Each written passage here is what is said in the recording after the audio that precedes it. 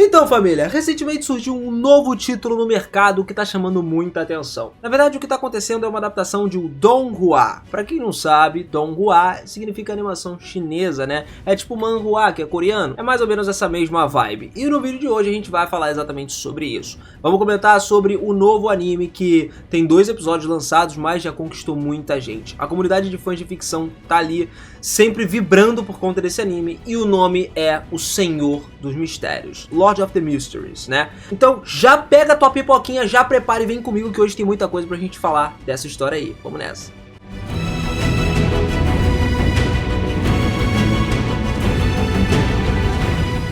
Fala, seus otakus, beleza? Eu sou o Miras e sejam muito bem-vindos a mais um videozão aqui no canal. E galera, a história se passa no ano de 1349 do calendário da época. Tudo começa quando um jovem chinês do nosso mundo moderno, né, com uma câmera, um teclado, um avião e tudo isso, acaba meio que transmigrando num despertar ali do corpo de Klein Moret, que era um homem que vive nesse mundo alternativo de 1349. O Klein, ele acorda num quarto desconhecido, do lado de um livro com uma marca, uma mão ensanguentada nele. E em cima da cabeça dele tá um ferimento enorme, parece que ele foi morto com uma pancada, mais ou menos, né? Só que de uma forma estranha ele tá vivo, e o ferimento tá cicatrizando.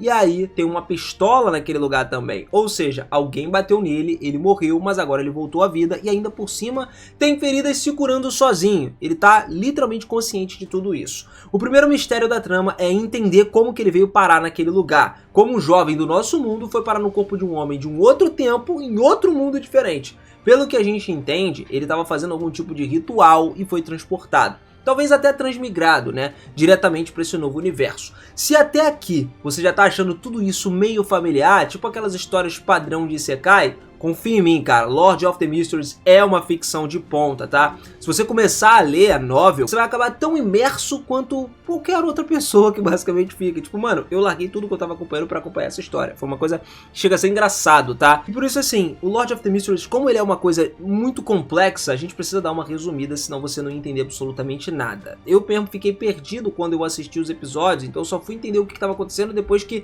eu comecei a entrar nas web novels e tal, ler lá e tudo mais. Então, assim, Lord of the Mysteries tem 9 volumes e cada volume tem entre 1000 e 2000 páginas, sim, é muita coisa pra se ler, né? Você já tem uma ideia desse negócio assim. Um volume inteiro já é gigantesco. Agora, entrando um pouco mais sobre esse universo, vamos falar do mundo de Lord of the Mystery, porque assim fica mais fácil para depois que você terminar de ver esse vídeo e tal, qualquer episódio do anime que você for assistir, você vai entender tudo com muito mais clareza.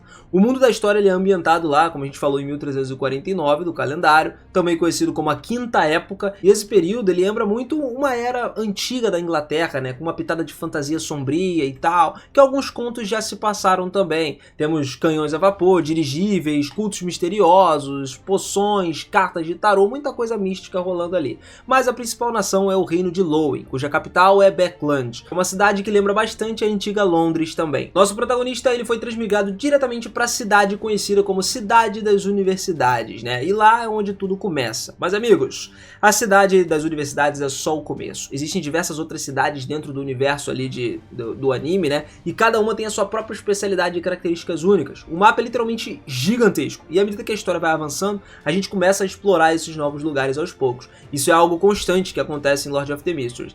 Agora, falando de um dos elementos mais interessantes é o sistema místico, cara. Nesse mundo existem pessoas chamadas Beyonders que adquirem habilidades especiais quando elas consomem poções místicas. Essas poções têm essências mágicas e quando você bebe essas poções, o indivíduo ele ganha poderes. Parece simples, né? Tranquilo e tal, mas calma lá, não é tão simples assim. Existem 22 caminhos diferentes e cada caminho representa um tipo distinto de poder. Dentro de cada caminho tem 10 sequências, que basicamente funcionam como níveis de evolução. A sequência 9 é a mais fraca e a sequência 0 é a mais poderosa. Praticamente uma sequência divina, entendeu?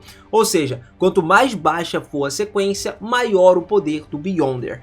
É uma coisa inversamente proporcional, mas também tem um risco maior desse poder. E aí é que entra um detalhe muito importante. As poções elas não são poções seguras. Elas podem causar efeitos colaterais gravíssimos, como alucinações ou até perda total do controle mental. Em casos extremos, o Beyonder ele pode se transformar num monstro. que é um ser deformado que perde completamente a humanidade. Por isso, existe uma regra essencial nesse mundo, o chamado método de atuação. Ele funciona assim: quando você consome uma poção, né, para um certo caminho, o indivíduo precisa atuar de acordo com o arquetipo daquele poder. Ele precisa incorporar aquele papel, como se fosse um ator de fato, né? Viver como se fosse aquele personagem. E isso ajuda ele a digerir a poção e estabilizar os poderes recém-adquiridos. Se ele não fizer isso, corre um certo risco dele enlouquecer, né? Ficar birutinha das ideias ou coisa até pior.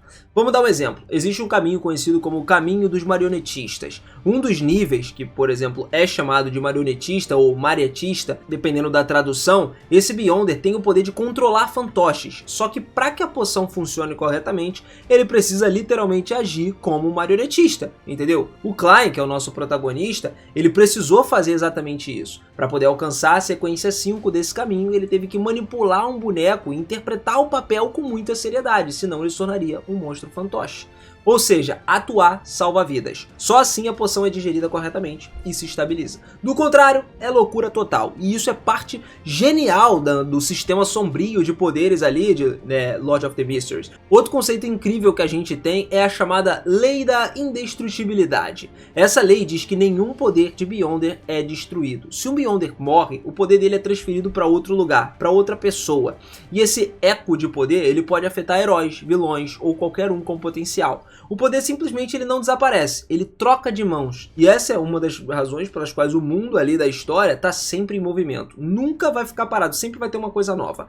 E agora que deu para entender o básico de como tudo funciona, né, sobre os Beyonders, deixa eu te contar uma coisinha mais sobre o mundo em que a história se passa. Existem 7 igrejas ortodoxas ali que dominam esse universo. Só que elas não são só instituições religiosas. Elas também são centros de poder ali, responsáveis por manter a ordem ou o controle geral sobre os acontecimentos místicos e políticos desse mundo. Aqui a gente tem até os nomes das igrejas principais, que é a da deusa da noite eterna, né? É a que o clã acaba se envolvendo ali, né? Através de um grupo chamado Nighthawks. Eles começam a investigar crimes místicos. Temos a igreja do Senhor dos Raios, né? Que conta com os punidores, a Igreja da Mãe Terra, conhecida como a Ordem da Fertilidade, a Igreja do Sol Ardente, com uma forte atuação da Inquisição, a Igreja do Deus do Vapor e da Máquina, né, responsável pelos maquinários avançados científicos, a Igreja do Deus do Combate, voltada para a força bruta e para as batalhas, e a Igreja do Conhecimento e da Sabedoria, voltada para os mistérios e todos os saberes antigos. Cada uma dessas igrejas tem os seus próprios exércitos de Beyonders e as suas próprias doutrinas ali dentro.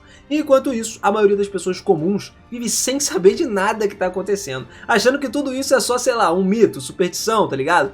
Mal sabem que esse mundo místico é um mundo real e até perigoso demais, um mundo de muitos mistérios. Ser um Beyonder, cara, não é uma parada comum. Na verdade, é quase como se fosse uma ciência e ao mesmo tempo uma arte. O funcionamento gira em torno de tudo do que a gente chama de caminho divino. Imagina uma escada sobrenatural com 10 degraus, que são chamados de sequências, né? Foi o que a gente falou no início desse vídeo.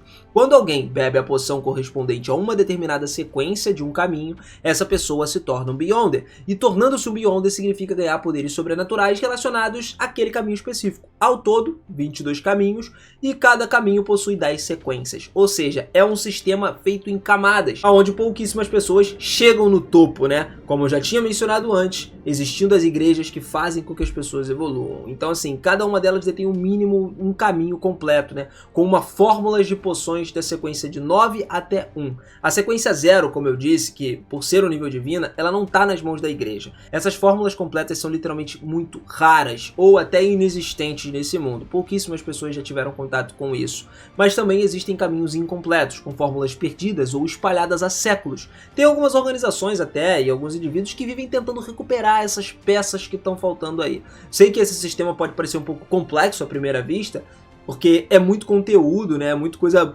jogada assim, mas calma, a gente vai para alguns exemplos para você entender. O herói Klein, como a gente sabe, ele escolheu o caminho também do vidente, né? No começo da história, ele tá lá na sequência 9 com habilidade de memória aprimorada, visão espiritual, capacidade de realizar magia ritualística, e quando ele avança para a sequência 8, ele se torna um palhaço. E é aí que o conceito do método de atuação entra em jogo. Ele precisa interpretar esse papel, agir como um palhaço para poder digerir toda aquela poção e estabilizar os seus poderes. Já na sequência 7, ele se torna um mágico capaz de realizar ilusões, encantar multidões, e em sequência temos o Sem Rosto, a sequência 6, né, que é o marionetista, né, e a sequência 5 também, assim por diante, alcançando os níveis divinos. Cada caminho tendo uma progressão meio lógica e única, e os poderes são sempre relacionados ao tema daquele caminho específico. Por exemplo, tem caminhos que não são ofensivos, como o Caminho Florido, que possui habilidades voltadas para manipulação de controle, suporte e essas coisas assim. Mas também tem caminhos extremamente ofensivos, como o Caminho da Tempestade. Esse caminho concede poderes como manipulação da água, controle climático. Nos níveis baixos, um Beyonder ele pode até gerar neblina, controlar a umidade e invocar relâmpagos, tá ligado? Já nos níveis mais altos, ele pode literalmente andar sobre as águas, respirar debaixo d'água, causar terremotos, viajar em velocidades absurdas, entendeu? Ou seja, esse poder todo evolui de forma assustadoramente ampla e tem um potencial de um caminho, depende muito da sequência que for atingida. É algo muito bem planejado e muito rico em detalhes, coisa que eu sei que vocês aqui do canal geralmente gostam.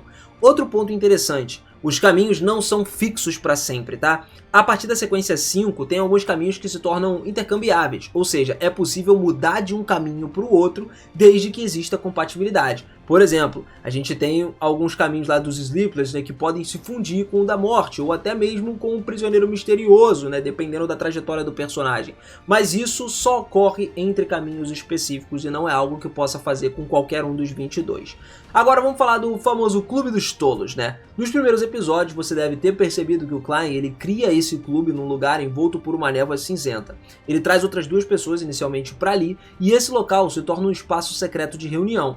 O Clube dos Tolos eles começou como se fosse uma espécie de grupo de tarô, onde cada membro adotaria um nome de uma carta. O Louco, o Enforcado, a Justiça, o Sol, a Estrela, a Lua, entre outras cartas do tarô. Essas reuniões acontecem dentro da Névoa Cinzenta justamente para manter o anonimato dos participantes. E através desse clube aí, o Klein ele consegue reunir aliados, coletar mais informações e até expor grandes conspirações que estão acontecendo no mundo. E é uma parte central da história, tá? Uma das mais fascinantes, inclusive. E agora eu espero que tenha ficado um pouco mais fácil para vocês entenderem o conceito dos caminhos, de sequências, que tenha ficado muito mais claro. Olha, isso aqui que eu tô falando é só uma superfície, tá? Eu ainda tô no começo, ainda tô no volume 1, no total de 9, com aquelas páginas todas que eu falei pra vocês. Mas quando eu terminar tudo, provavelmente a gente já vai ter falado muito mais de Lord of the Mysteries. Então se prepara, porque o mundo dessa história tá só começando a ser desvendado. E a gente tem, assim, a influência de poder do nosso protagonista continua crescendo e evoluindo. Nos episódios iniciais, a gente já viu como ele trouxe 2 membros pro clube, mas se fosse começar a explicar tudo sobre esse clube, pô, a gente vai precisar de um vídeo muito específico. Então vamos deixar esses detalhes aí pra falar num outro vídeo dedicado. Por enquanto a gente vai seguir. E agora falando sobre Roselle, né? Quem assistiu os 2 primeiros episódios aí sabe, com certeza ouviu esse nome. Roselle Gustav, dentro lá desse universo. Ele é um personagem extremamente importante. Roselle não é apenas um imperador, ele também foi um transmigrante, né? Isso mesmo, ele veio da nossa terra para esse novo mundo, assim como Klein.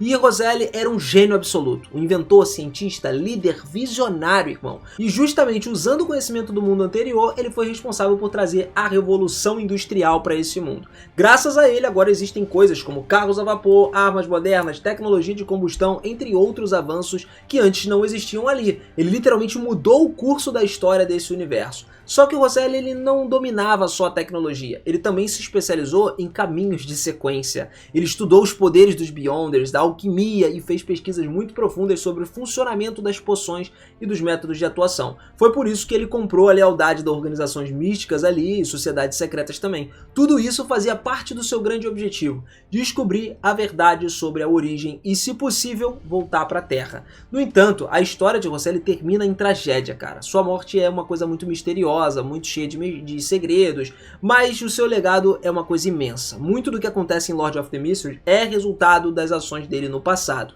Um detalhe muito curioso sobre Roselle é que ele mantinha um diário pessoal, onde ele registrava absolutamente tudo o que acontecia. E sabe qual língua ele escrevia? O chinês moderno, o mandarim. Então não é todo mundo que consegue ler. Então vamos lá. Pensa comigo, esse idioma não existe nesse mundo, ninguém conseguindo entender o que está escrito, ou melhor, quase ninguém, porque quem veio do nosso mundo como o Klein consegue, ele pode entender esse diário, e sim, o Klein consegue ler o diário de Rosselli com facilidade, o que acaba sendo uma grande vantagem para ele agora. Rosselli trilhou caminhos dos demônios, cara, algo extremamente perigoso e destrutivo, e apesar de não se arrepender completamente, ele deixou registrado que talvez tivesse sido melhor seguir um caminho mais leve, como o caminho florido, por exemplo, das sequências. É justamente esse caminho que o Klein acabou escolhendo. Por quê? De certa forma, ele aprende com os erros do passado do Imperador e não replica as mesmas coisas, ele faz coisas completamente diferentes. E agora, depois de tudo, cara, com certeza já deu pra você absorver muito conhecimento sobre o universo de Lord of the Mysteries. Quando eu assistir de novo o episódio 1 e 2, você vai notar que tudo ali começa a fazer muito mais sentido depois desse vídeo. E cara, o negócio tá muito bom. A gente agora lendo a web novel, sabendo o que vai acontecendo, eu vou trazer muito mais coisa pra vocês aqui, cara. Tem coisa pra caraca que dá pra gente entender, que às vezes você lendo e vendo os episódios ali, revendo, você começa a literalmente pegar alguns pontos totalmente diferentes, pontos que explicam muita coisa. E eu fico feliz em trazer isso tudo pra vocês aqui com essa facilidade, né? Conseguir conversar muito mais sobre isso. Então, cara, vamos comigo, vamos comigo. Tem muita gente que falava que esse anime ia ser a explosão, melhor da temporada e tal. E olha, depois de mergulhar na web novel, eu entendi o porquê de certas comparações e da galera falar que a mudança, a viagem no tempo e tudo mais, até pode superar aquelas viagens no tempo de Attack on Titan, em termos de construção de mundo, de complexidade, de narrativa. Lord of the Mysteries realmente é uma história fora da curva. Por enquanto, a gente só tem esses primeiros episódios lançados aí, então é cedo pra gente declarar ele como uma obra-prima suprema, mas tem um potencial muito grande. Se a adaptação for bem feita, a visual já tá incrível, né? Já dá pra ver que o estúdio tá levando essa obra a sério. Então a gente espera que seja uma adaptação muito melhor do que algumas outras já foram pra trazer pra gente o que poderia ser o anime do ano. Vamos esperar pra ver. Bom, família, eu vou ficando por aqui. Beijo no coração de vocês. Se vocês curtiram, deixa o seu like, não esquece. Comenta aí se você já assistiu os episódios, se tá empolgado pro lançamento, se já tá acompanhando a web novel ou não. Se não tiver, recomendo que acompanhe pra gente trocar mais ideia e você começar a entender muito mais coisa que vai acontecer no anime, tá? E não esquece, quer saber mais? Se inscreve no canal, ativa o sininho, mantém esse sininho ativado que é muito importante para eu trazer muito mais conteúdo de Lord of the Mysteries pra vocês aqui, beleza? Tamo junto demais, valeu! Aquele forte abraço e até a próxima. Valeu!